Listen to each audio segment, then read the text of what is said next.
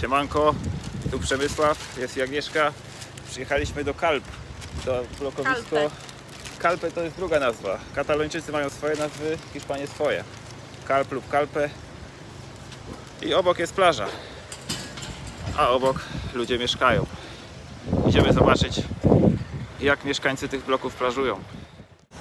Widać, że Calp, tudzież Calpe jest miejscowością znacznie większą od Morairy. Ma tu mnóstwo zarówno bloków, jak i hoteli w tym samym kształcie. Wzdłuż plaży jest promenada, na której są i obiekty gastronomiczne, i sklepiki z tekstyliami plażowymi i nie tylko.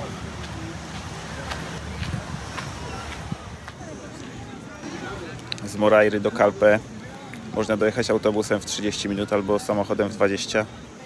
To jest kilkanaście kilometrów. Plaża długa, szeroka, bez kamieni w wodzie, świetna. Obok góra, pomijając bloki.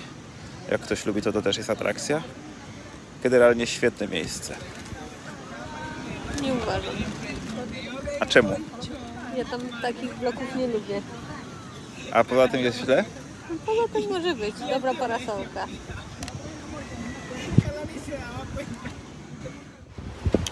Opuściliśmy plażę. Jak się nazywała plaża? Fossa?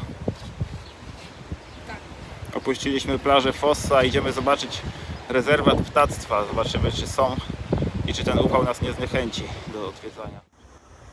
Żerowisko flamingów po drugiej stronie ulicy względem plaży de la Fossa. Nie trzeba rezerwować godziny na taką wyprawę, wystarczy 5 minut. Przemknij se wody.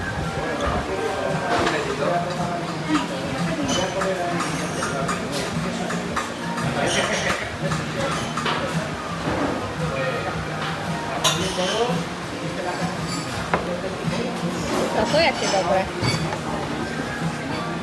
Trochę jak iced tea, ale lepsze. Rozkład jazdy, który znaleźliśmy w Google, nieaktualny.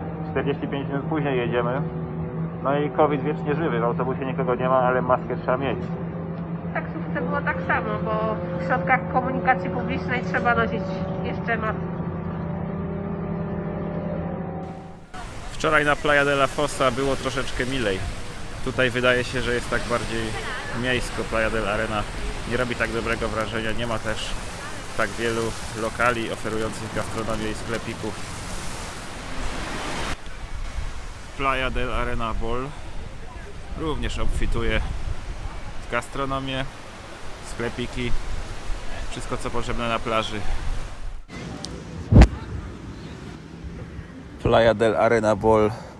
Podsumowując, co sądzisz o tej plaży i jak ją porównasz do poprzedniej, Fossa? Myślę, że jest lepsza od naszej w Moreira, ale gorsza od tej La Fossa. No po czemu? Bo wszędzie jest daleko do infrastruktury, do WC, więc znacznie więcej handlarzy, którzy handlują koszykami, tymi ubraniami, jakimiś bluzkami, jakimiś ręcznikami, okularami, zegarkami i zawsze się zastanawiam, kto to kupuje. Faktycznie są chętni, jest po tym pyt, jest i podaż. No i jakieś panie chodzą, które warkoczyki robią i oczywiście rodzina z Polski, żeńska część cała się zaoferowała, że chce mieć te głowy w warkoczykach, więc robiła całej tej rodzinie te warkoczyki. Innych chętnych nie było. No woda jest fajna, ładna, turkusowy kolor ma, no ale w Playa de la Fossa bardziej nam się podobała. W Playa de la Fossa łatwiej jest dojść do infrastruktury gastronomiczno-sklepikowej, a jeszcze dodatkową wadą tej plaży Arena jest to, że jak się wejdzie do wody, to prawie od razu są skały, więc teren do pływania jest trochę ograniczony. Chyba że ktoś ominie te skały. Chyba że ktoś jest malutki jak ja.